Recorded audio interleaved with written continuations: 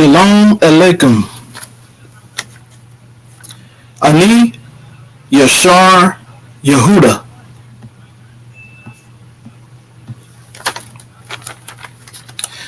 Kol Halal Yahuwah Bahashem Yahusha Barakat Yisrael.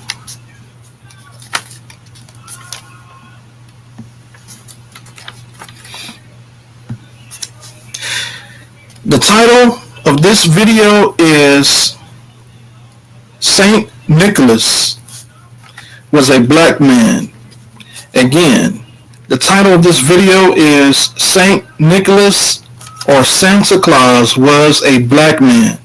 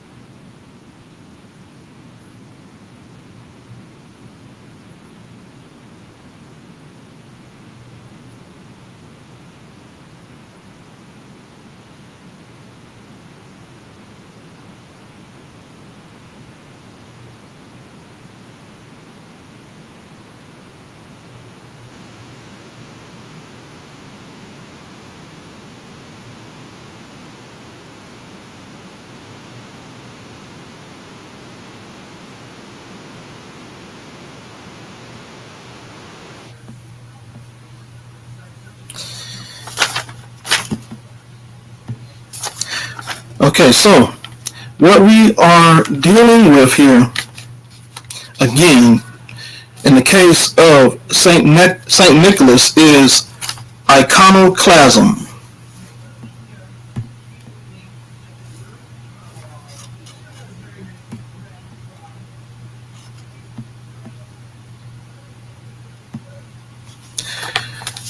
All right, so let's go ahead and get a brief definition of what iconoclasm or iconoclast, what that means. As you can see from the screen, iconoclast is a person who attacks or criticizes cherished beliefs or institutions. So again, what we are dealing with in the case of Saint Nicholas is iconoclasm, or the whitewashing of religious or political images. We do have scriptural evidence that proves that Esau would change black images white to push false narratives.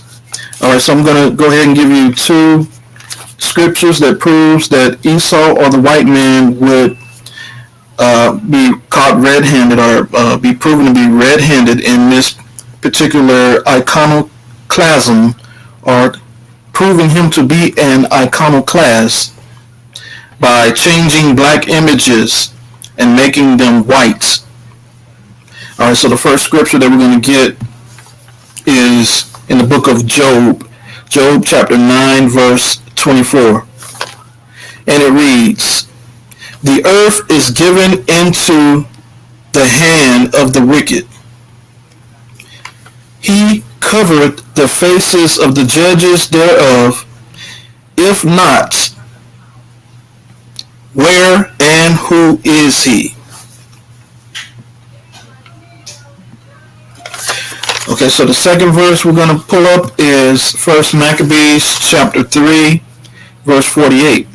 And it reads, "And laid open the book of the law, wherein the heathen had sought to paint the likeness of their images."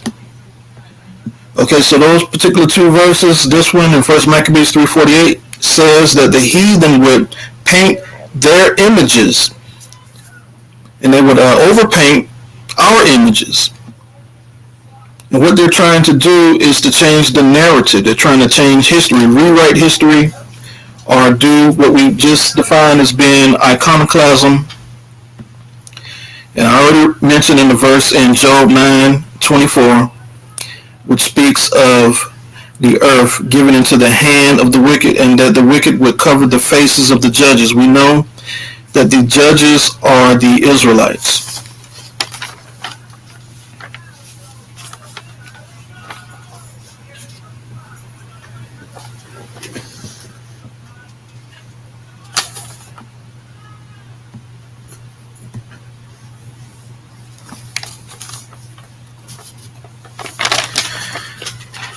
Okay, so next I'm going to bring up a study that was done by a group of college students and scientists from the University of Manchester, which is located in the United Kingdom, over in Europe. And this study was done under the supervision of anthropologist Carolyn Wilkerson back in 2004.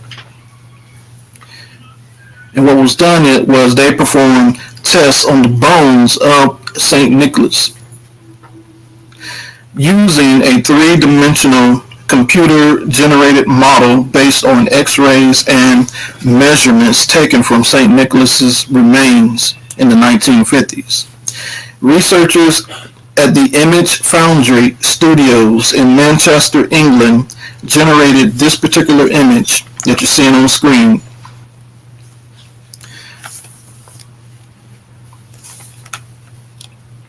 Okay, so we can see from the experts, from these reconstructed images here, that Edomite scientists openly admitting to St. Nicholas being in fact a black man or an olive complexion, skin-toned man. So this is the image that they recreated using the bones from St. Nicholas, which was enshrined.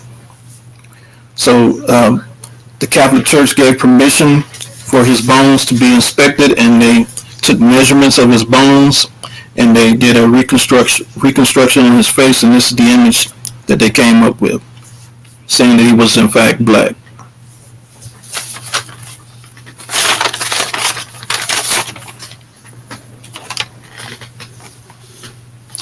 Okay, so now let's go ahead and get into a brief explanation of the history of St. Nicholas.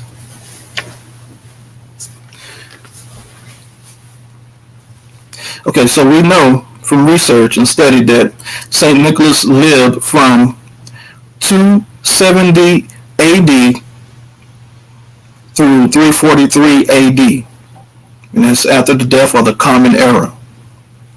And he was, in fact, a bishop of Myra, Turkey.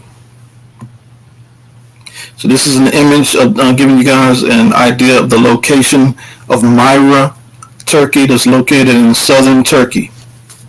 So this was the region where St. Nicholas was made into a bishop. Okay, so today that particular region or area is referred to as Demri. Again, that's called Demri today, not Myra. Located again in Turkey.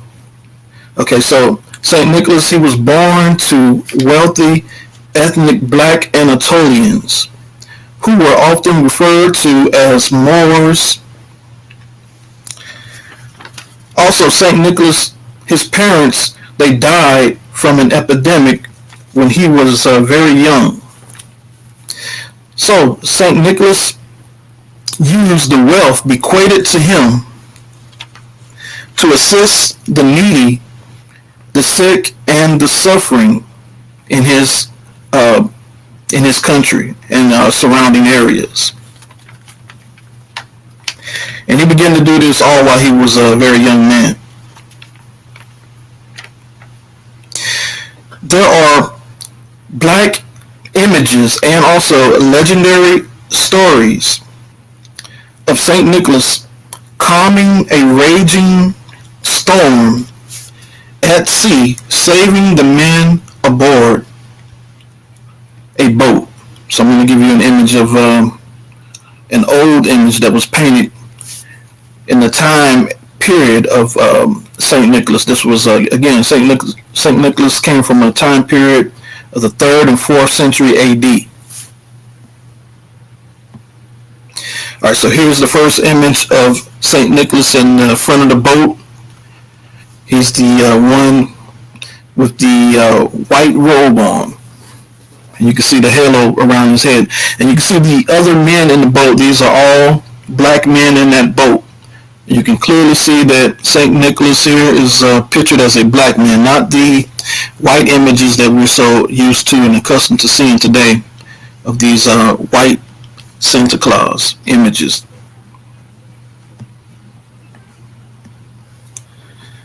Such as this particular image here.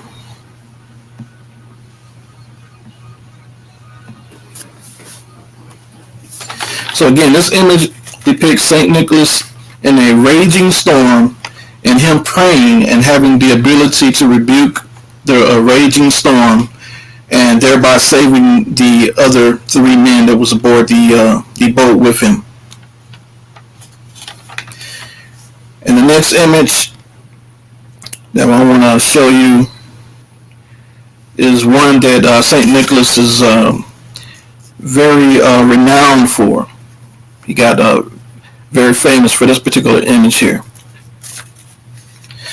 And this is an image, an old image, also depicting St. Nicholas and also the other people in this image. They're all depicted as being black or dark skinned and not, the what we regularly see as blonde hair, blue eyes, and the white skin.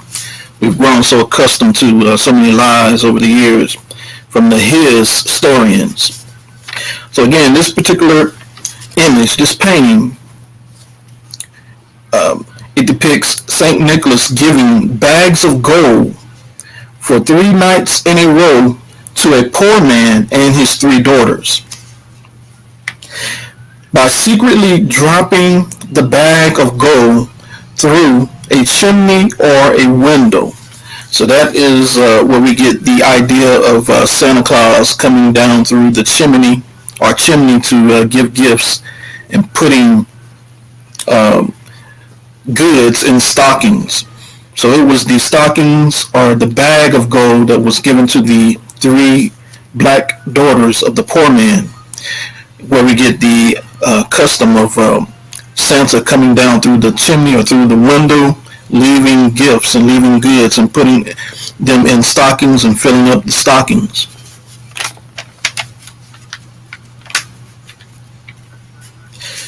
Okay, so St. Nicholas was described as having an olive skin tone. And we know olives only come in 3 colors. So let me get you an image of the olives. So you can see in this picture the man holding the olives in his hand. So again, we know that olives only come in 3 colors. They are green when they are unripe. They turn reddish brown when they begin to ripen, and they turn black when they are fully ripe. So we know that we can disregard the green color, so that leaves us with only 2 colors to choose from, the reddish brown or the black, as St. Nicholas's true color or complexion.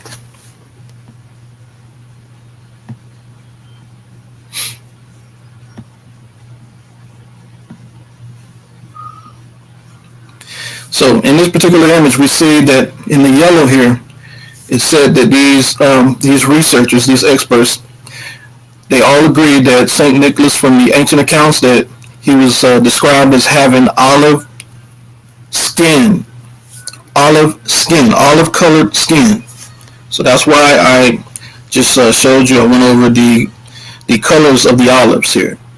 So we know that St. Nicholas had to have been a black skin or a reddish brown complexion man. And that reddish brown is similar to what they describe in the Bible for the Israelites. Like David was described as ready, and that ready is, and that word in Hebrew is admone, and it means reddish brown. So that's the complexion of the Hebrews there.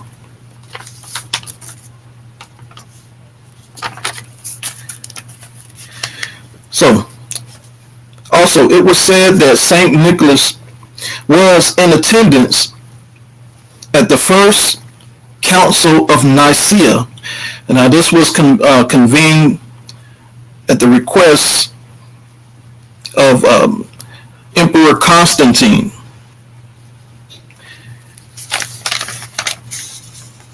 And this took place in circa 325 AD.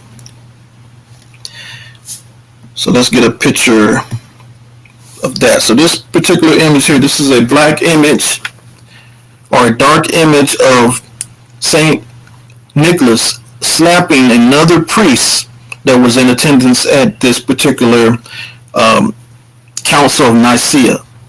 Now that priest was Arius.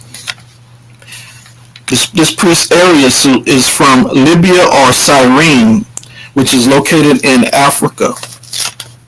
And it is said that St. Nicholas was in such a disagreement with this particular priest Arius that he slapped them over doctrinal differences. And at this particular meeting, they declared Arius to be a heretic.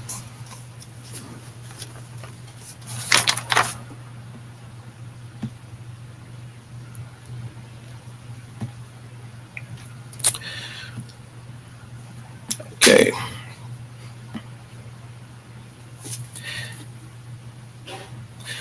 Okay, so next let's move on into and speak a little bit about the date of his death and how the Catholic Church tried to set that day apart for their followers. Okay, so St. Nicholas, he died again on December the 6th in the year 343 AD.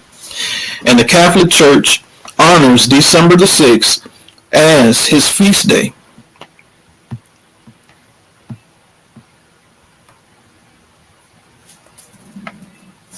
Also, the Catholic Church linked this day with Rome's pagan Saturnalia.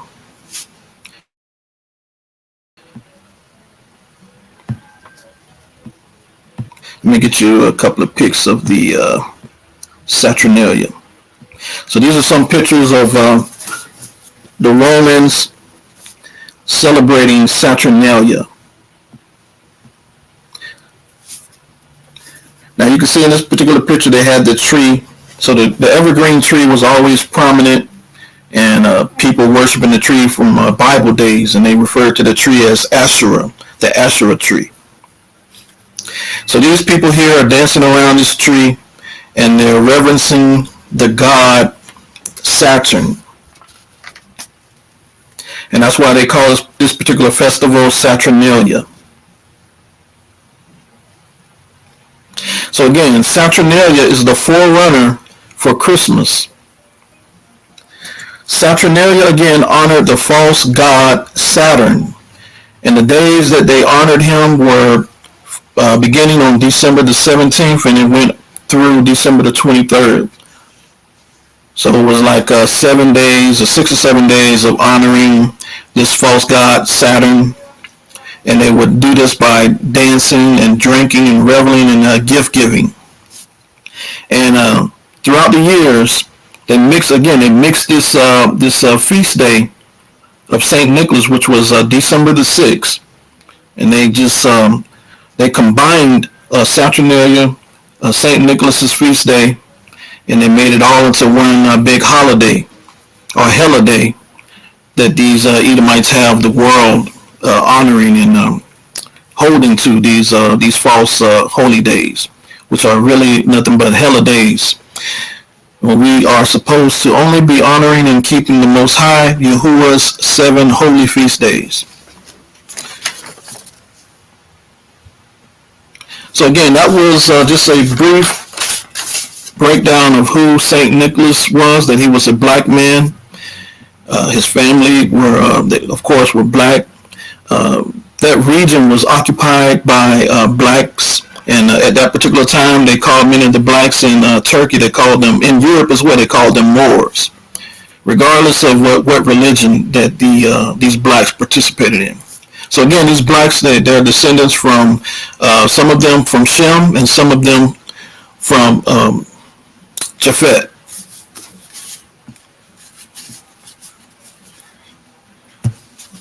Right. So if you had any questions, just be sure to put them in the chat or in the comment section, and I'll be happy to look at them and give you an answer.